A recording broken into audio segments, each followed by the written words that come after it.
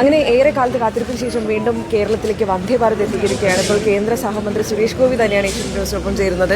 അപ്പം സാർ പ്രതികരിക്കുകയുണ്ടായി, കേരളത്തിലെ സ്ത്രീകൾക്കുള്ളൊരു സമ്മാനം കൂടിയാണ് ഈ വന്ദേ ഭാരത്. കേരളത്തിലെ സ്ത്രീകളെന്നല്ല, ഒരുപക്ഷെ വയറ്റില ജംഗ്ഷനിലും അതുപോലെ തന്നെ തിരുവനന്തപുരത്തു നിന്നും ഒരു വിദ്യാഭ്യാസത്തിൻ്റെ ആവശ്യങ്ങൾക്കായിട്ട് അത് അങ്ങനെ സംഭവിച്ചു പോയി. അത് ഞാൻ കുറ്റമൊന്നും പറയുന്നില്ല. ആ സൗകര്യം ബംഗളൂരു ഒരുക്കിയെങ്കിൽ നമുക്കത് അനുഗ്രഹമായി.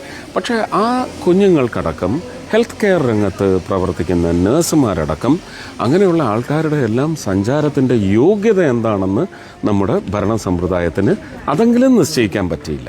അപ്പോൾ ബസ്സുകൾ അവരവരുടെ സർവീസ് തന്നെ ചെയ്തു. അവരെ ഞാൻ അതിന് ശ്ലാഘിക്കുന്നു. പക്ഷേ അതുകൊണ്ടുണ്ടായ ഉപദ്രവങ്ങൾ നിങ്ങൾ തന്നെ പ്രചരിപ്പിച്ചിട്ടില്ലേ? അപ്പോൾ നമ്മൾ അതിനെതിരെ പ്രക്ഷോഭം നടത്തിയാൽ മാത്രം അതിന് പരിഹാരമാവുമോ? നരേന്ദ്രമോദിജിക്ക് അദ്ദേഹത്തിൻ്റെ വികസനം എന്ന് പറയുന്ന സങ്കല്പ യാത്രയിൽ ഇതുകൂടി ഉൾക്കൊള്ളിക്കാൻ സാധിച്ചു. വന്ദേ ഭാരത് എന്ന് പറയുന്ന റെവല്യൂഷൻ ഓൺ റെയിൽസ്, RAILS. ഇന്നലെ ആരൊക്കെയോ അത് RACE എന്ന് എഴുതി, വലിയ കുഴപ്പമാണ്. അപ്പോൾ റെവല്യൂഷൻ ഓൺ റെയിൽസ്, അതിൽ ഉന്നതമായ ഒരു വിപ്ലവമാണ് ഇത് എന്ന് ഞാൻ മനസ്സിലാക്കുന്നു. കാരണം 7 ദിവസത്തെ ആചരണം എന്ന് പറയുന്നത് പെൺകുട്ടികൾക്ക്, സ്ത്രീകൾക്ക്, ആ പ്രാപ്തിയുള്ളവർക്കെല്ലാം വലിയ ഒരു യാതനയായിരുന്നു ഇതിൽ രാത്രികാലത്തെ യാത്ര എന്ന് പറയുന്നത്. അതടക്കം അവരുടെ സേഫ്റ്റി, അവർക്ക് മേലെ ഉണ്ടായിട്ടുള്ള ഹറാസ്മെൻറ്റ്, ഇതെല്ലാം TV റിപ്പോർട്ട്സിൽ കുറഞ്ഞതൊരു കഴിഞ്ഞ 10-15 വർഷമായിട്ട് നമ്മൾ ശ്രദ്ധിച്ചുകൊണ്ടിരിക്കുകയാണ്. നമ്മൾ ഒരു സൊല്യൂഷൻ കണ്ടെത്താൻ പറ്റാതിരിക്കുന്നിടത്ത് ഈ ബംഗളൂരു എറണാകുളം വന്ദേ ഭാരത് വന്നതോടുകൂടി വലിയൊരു സൊല്യൂഷനാണ് ഉണ്ടായിരിക്കുന്നത്, വലിയൊരു തലോടലാണ് ഉണ്ടായിരിക്കുന്നത്. ഞാനത് വലിയൊരു മഹത്വമായി തന്നെ കാണുന്നു. ഇത് വികസനമല്ല, ഇത് ഒരു വലിയ ഉത്തരവാദിത്വം നിറവേറ്റിയിരിക്കുന്നത്.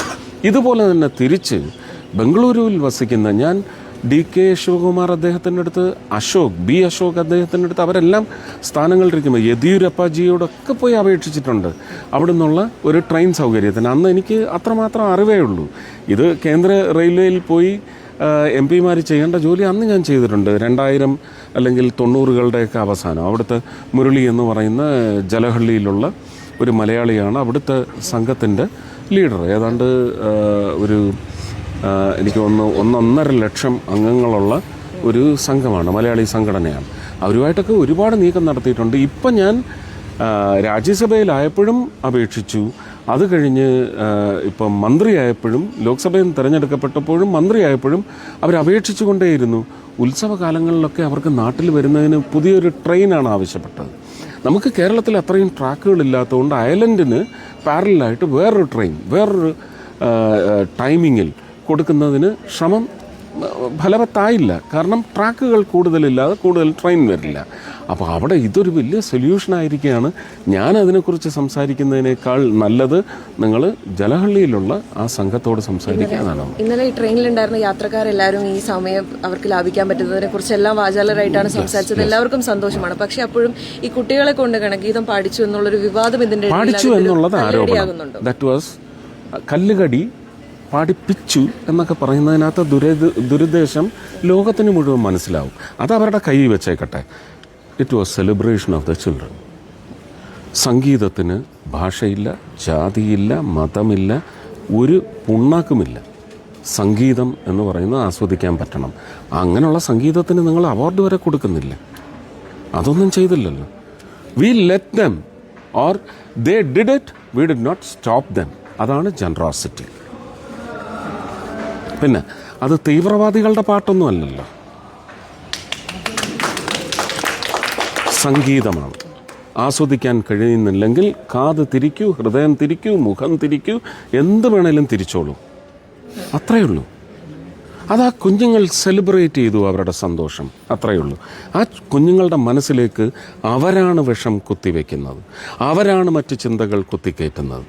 അത് നിർത്തും. പകരം അത് ഉന്നയിച്ചവരില്ലേ, ദയവ് ചെയ്ത് എൻ്റെ കൂടെ ധൈര്യമുണ്ടെങ്കിൽ 2 കോളനികളിൽ വരൂ.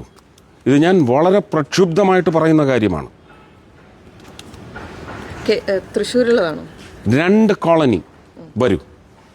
വർഗീസ് കണ്ടംകുളത്തി അടക്കം വരൂ എൻ്റെ കൂടെ. മോഡേൺ കോളനിയിലും അതുപോലെ തന്നെ പാടുക്കാട് എന്താണ് നിങ്ങൾ 60 വർഷമായിട്ട് ഈ SC-കാരോടും അതുപോലെ തന്നെ കുമ്പാരികളോടും ചെയ്തുകൊണ്ടിരിക്കുന്ന വഞ്ചന അല്ലെങ്കിൽ തരം? അതൊക്കെയാണ് അഡ്രസ്സ് ചെയ്യേണ്ടത്, അല്ലാതെ ഗണഗീതമല്ല.